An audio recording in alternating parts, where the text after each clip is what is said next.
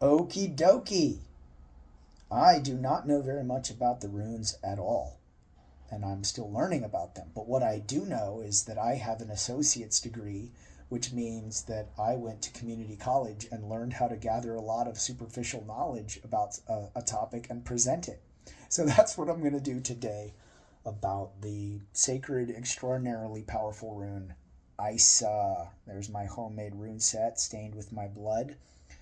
And that is something else I can make a video and talk a little bit about. To me, it's just absolutely heightens the connection with the runes to give them blood.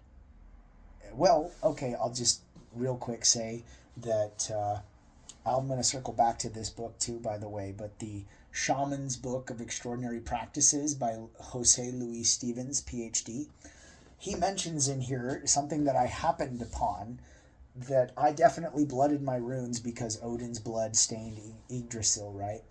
Makes sense to me. But then he mentioned that the very word blessing has its root in an Old English word that I want to say is blesstain. I may be incorrect on that, but it meant to sprinkle something with blood to make it holy. So the runes are holy if you put blood on them. And if the runes are holy, you ought to give them blood. And if you want to honor their energy, a gift for a gift, it just makes a ton of sense, okay? Let's move on. So, where was I? I was talking about Isa, and I was showing you my rune set with my blood stain on it. That's right. Okay. So, if you saw my last video, my buddy and I did a rune casting this past Sunday, and for whatever reason, I threw three. One of them was face down, blank side up. One of them was sideways, right side up. I honestly don't know the tradition on that for this particular shape. I just decided to ignore it and focused on what the gods seemed to be directing me to, which was the energy of Isa. And it is very, it's a lot easier to spend a few days focusing on a single rune, which Tina K has mentioned that you should just carry a rune around, one single rune for an entire week. But this is just what I found in the last couple days. So first of all, confession time. Runes were first, but I was drawn off the path by tarot. It's a really slick product. I love tarot. It's awesome, but it's like all of Western occult mysticism condensed into comic book form, and anybody can learn it super quick. And I was just enjoying it, and I had a spiritual connection with a deck that I loved. But when the time came for me to make my own rune set, I was called to make them. There was a massive storm in the area where I live. Thor. Many branches fell off of many trees. The runes, I remembered. So I went out and bought a saw and cut up some branches and made some rune sets and gave them my blood. Maybe I'll talk about that in a different video. But anyway, so I got back into the runes and I ditched the tarot set. I released it into the woods near a path and hoped that someone else found it and found its guidance useful. But where I'm going with this is that there is some overlap between the traditional meanings of the runes and the major arcana. Now, that's important because, as I've mentioned before, I am no longer at the point in my life where I believe in throwing away books because I'm no longer reading them, because I know that I will eventually circle back to finding some use for that knowledge. So I have a tarot book. So I set about to see, based on the keywords, my cheat sheet plus the keywords in this book, which of the major arcana closely related to the energy of Isa, and it seemed to be the hanged man. So, there's a lot of like watching and waiting and a time of contemplation and reflection, carefully observing what's going on. So there's a new perspective element. And so I found a video by Daily Tarot Girl, and she talked about some really cool things. Now, one of the things that I thought was interesting is that the rune came up like this. So sideways, horizontal. Now there's like a cross-shaped wooden structure on the hanged man. So Daily Tarot Girl talked about the vertical path being the spiritual path, the horizontal path being the material path. And when you're stuck on the horizontal path, it's a calling to focus on the vertical path. So I actually thought that was really interesting because my Isa came up horizontal, right? And then she, really cool, gave some journaling questions that totally pertain to the energy of Isa. So there was, where are you stuck? So if there's freezing and ice and things are being frozen either in place or you can't cross the ice, right? And then there's an element of watching and waiting with Isa. And her other question was there a time you decided to just let things unfold on their own, and how did it work out? So I've been on a journey where I've definitely been allowing the great cosmic mother, the all-mother Frigg, perhaps even Freya, or just Odin. Odin is kind of intimidating to me, so I prefer to call on Thor because he's the protector of mankind.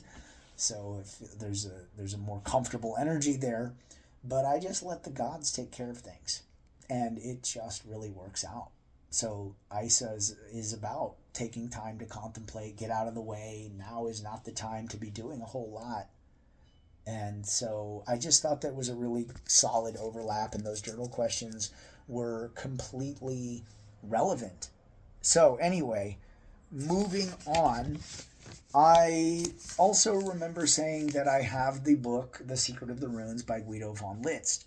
Now, I said that I was leaving the Armanen rune set behind for various reasons, another video, but I kept the book because there were some runes that were in common, and at the end of his long, deeply esoteric, like to the point where I have trouble understanding them, paragraphs about each of the runes, he gives you a little quoted sentence that you can sort of sum up the energy of that rune. And this one was, for Isa, win power over yourself, and you will have power over everything in the spiritual and physical world that strives against you. And he compares this to a passage in Havamal where Odin says that one of the runes is useful for calming a storm that threatens a ship that he's on.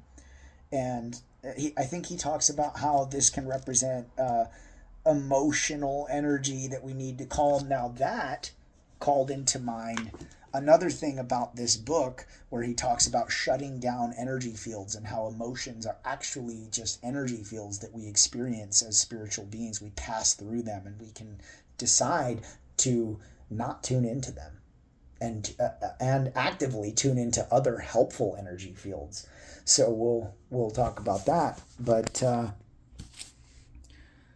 so I was thinking automatically, I could use Isa to freeze negative emotions like anger, or even like freeze my tongue and not talk so much, right? So this contemplation led me to another thing, which is that I was reading a Taoist book, the Lietzu, right? Everybody knows Chuang Tzu and Lao Tzu, but there's a Lietzu, there's a third one.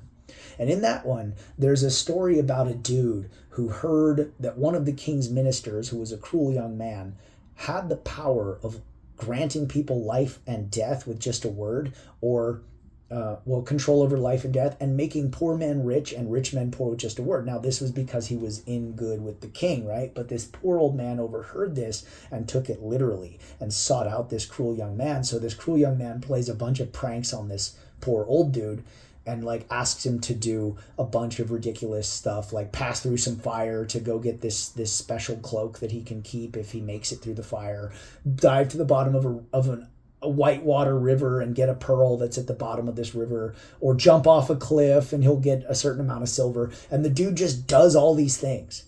And they're like, whoa, you must be a master. How did you develop this spiritual power? And he's like, I don't know what you're talking about. I have so much belief and faith in you and everything you asked me to do that I did not possibly think I could fail at anything you asked of me. Belief. So then I started to realize, holy moly, is this what they're talking about? The power of the runes. If I truly believe in the power of Isa, I can freeze spiritual and maybe even physical threats. if I truly, truly, truly believe in the power of this rune, it'll protect me, because it'll, at least, I don't know how it'll work, but it'll awaken something within me where I will not feel threatened, right? And that alone brings great power. But yeah, do I really believe in the runes to that level, that I don't even believe anything could harm me as long as I summon the energy of Isa? I don't know. I don't know if I'm there yet, but I'd like to be there. I think I'm getting there by having these kinds of ideas. So now, so yeah. So there are some emotional issues in my life where I'm going to be trying to summon the power of Isa to just freeze and shut down these energy fields, right?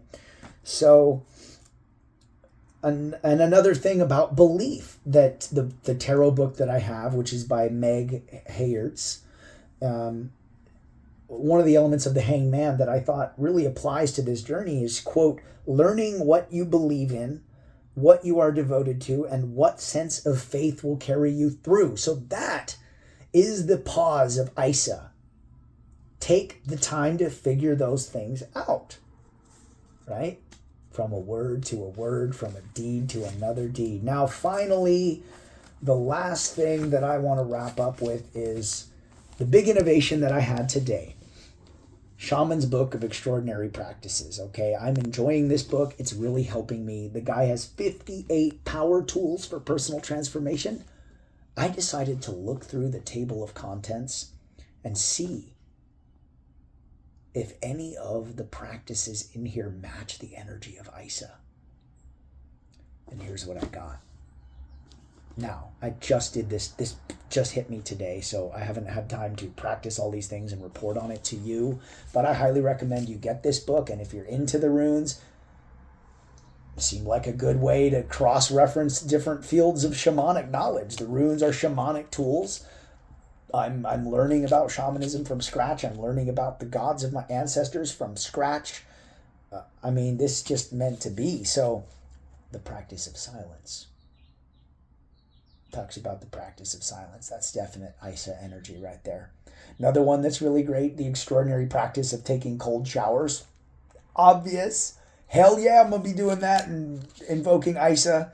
And then there's another one that I put a question mark as like maybe, because this is so broad that it could almost pretty much apply to all the runes, but maybe particularly Isa, perhaps even Lagus. I'm not really sure, but aligning with spirit. But definitely the silence and the cold shower. And I know that tomorrow's Wednesday, and I want to do another cast on Wednesday because it's the day of Odin, but I also almost feel compelled to take up Tina K's advice and just keep rocking with Isa, because I see I'm at 13 minutes here, and this is like obviously just the most bare bones of like whatever I could be discovering by continuing to walk with this symbol for a while. So anyway, that's it. That's my take on Isa. Peace.